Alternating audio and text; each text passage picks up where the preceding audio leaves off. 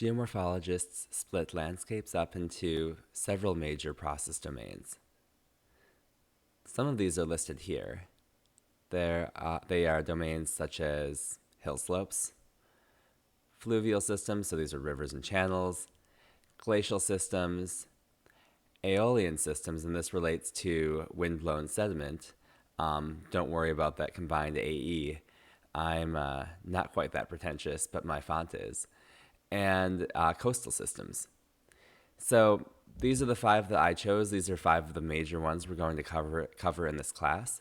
But just know that they're totally arbitrary. These are collections of convenience of different landforms and different sets of processes that affect them.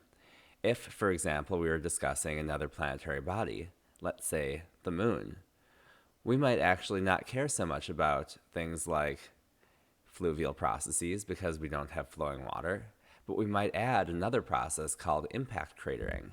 And the idea is to collect the necessary physics, chemistry, and biology for each of these processes and apply them to the proper one. So, just going through these in a little bit more detail, we consider hill slopes to be all dry land that is not part of a channel. So we're not just thinking of steep hillsides. Things like farm fields or plateau surfaces can also be hill slopes. For fluvial systems, we're thinking specifically of rivers and their channels, and it doesn't matter whether they're actually flowing or whether they're flowing just sometimes and they're ephemeral. What really matters is what is the important piece in creating that landform.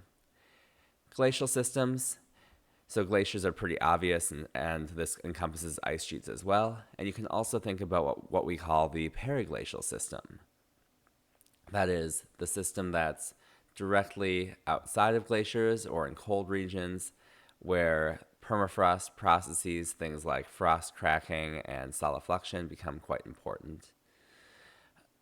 For aeolian processes, we can think about kind of classic sand dunes, but you can also think about dust transport high in the atmosphere. This is actually responsible for deposition of many of the most agriculturally productive soils in the world, in China, in the central US, and in parts of Europe and southern South America, for example.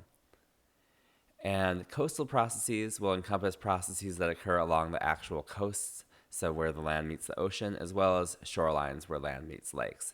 Essentially, where does flowing water and land meet something that's affected by waves and or tides, and where sets of processes associated with that standing water intersect the processes associated with the rest of the landscape.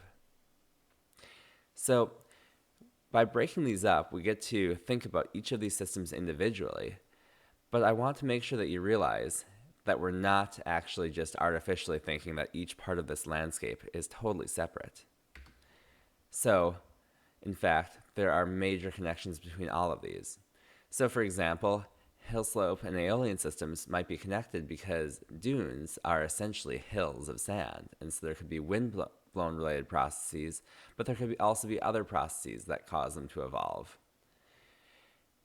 Hills also form the banks and valleys of channels, and the channels can erode laterally in size and a grade meaning build up their beds, and this affects the hill slope system.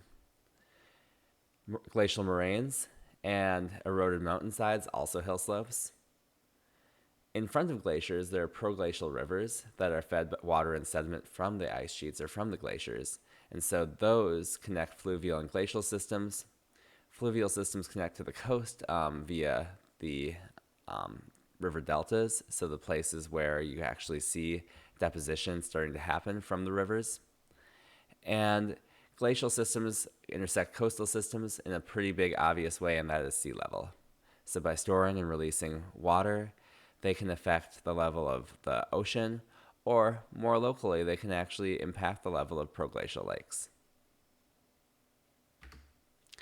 And this is the key, is that we organize the land surface system into these key process domains, and then we define interfaces between them. So we can think of the domains as kind of like nodes in a network, and we can think of the interfaces as these links.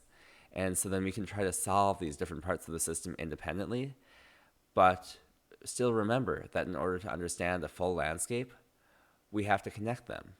And I'm going to add one extra piece of information to this, is that then we can actually think about which parts of the system are important.